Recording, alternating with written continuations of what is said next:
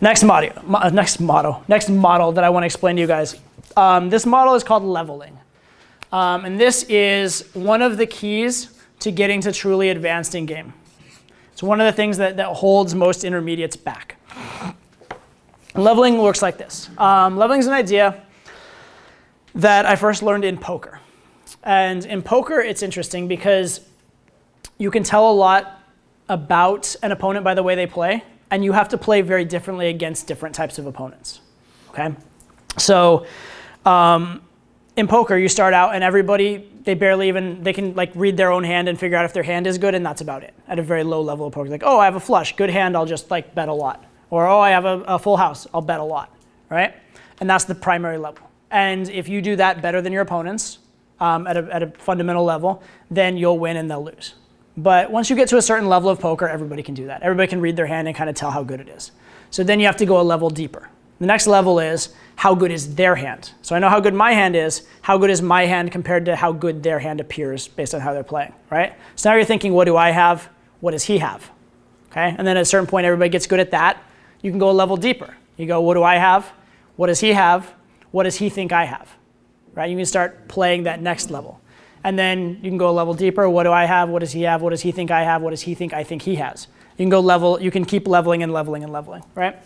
And you usually don't go beyond level 3 or 4, but you technically could. And the thing is this. If you're trying to play on the level 3, what does he think I think, or level 4, what does he think I think he has, against a player who's just trying to read their own hand, you're wasting your time, and you'll probably actually outplay yourself. They'll probably actually play better than you just by playing their hand, because you're trying to get all complicated and convoluted and do this crazy stuff that's unnecessary and outthink yourself, okay? However, the proper way to play really expert poker is to play exactly one level deeper than your opponent.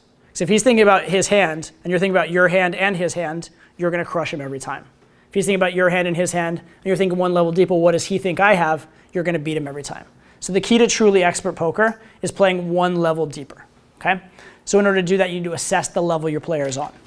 Now, there are certain hands where the person will play it, and you'll know absolutely what level they think at from just even watching one hand. Usually it takes hours and hours to figure this out, or like a long period of time. But sometimes they'll play a hand, and you know that the only way any person would have played the hand the way they did is because they're thinking on exactly level 2. And then you can know this is a level 2 player, and the entire rest of the session you just sit there playing level 3 against him and just crush him hand after hand after hand after hand. Okay? So that's leveling in poker. So it's this idea that like there are certain moves that are at a certain level, and there are certain moves that are at the next level, and certain moves that are at the next level. And you can get a very good idea of someone very quickly if you know what these moves are. Okay? Same thing happens in game. Okay? In the same way that we read girls as like, 1 to 10 on attractiveness, or like not even necessarily physical, but just overall attractiveness, they're rating us as guys 1 to 10 on overall attractiveness. And certain behaviors sort of put us at a number on that scale. So if we were to say like 10 is like the hottest guy possible, 1 is, or 0 is like awful.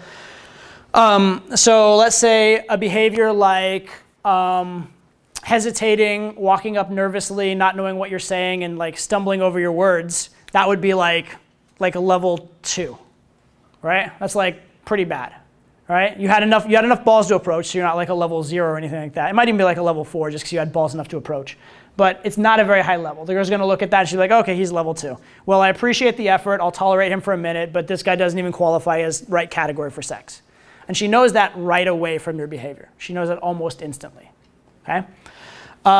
There's other moves. For example, if you go in and you say, take like the hesitant, direct, nervous opener. The, hey, I thought you were cute. I just wanted to meet you, that kind of opener. Right? Now, okay, so you definitely opened, which is good.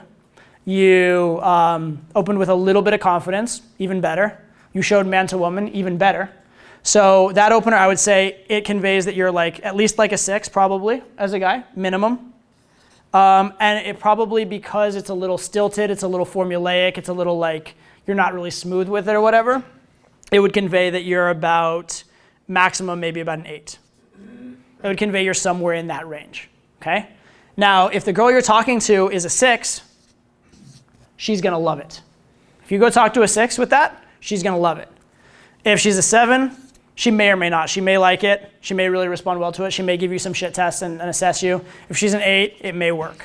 If she's a 9 or 10, she's going to kind of politely tolerate you and be like, no thanks. Okay?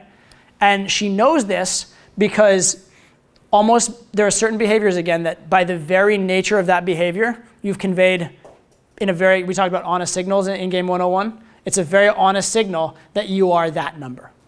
So one way this comes up a lot is when we talk about stopping moving sets. A lot of guys do this thing where they like jump in front of the girl and say like stop or something like that.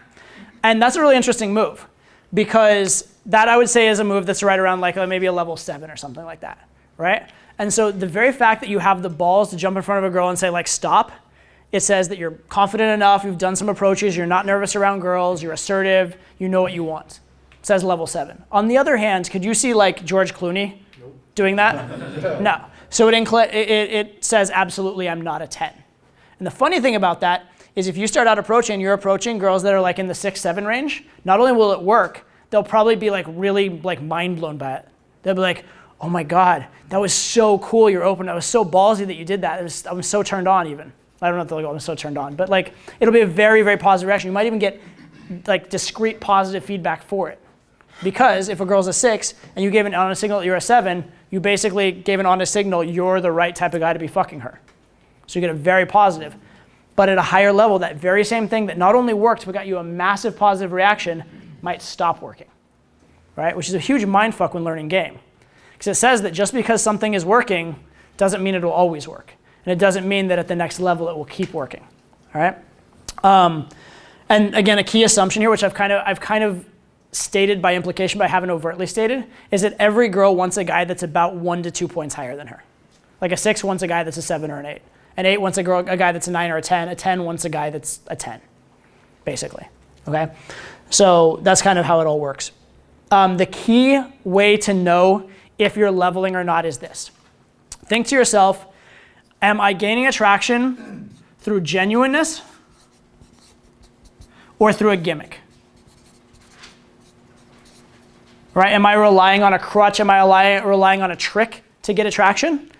If you are, and it's working, by all means keep doing it.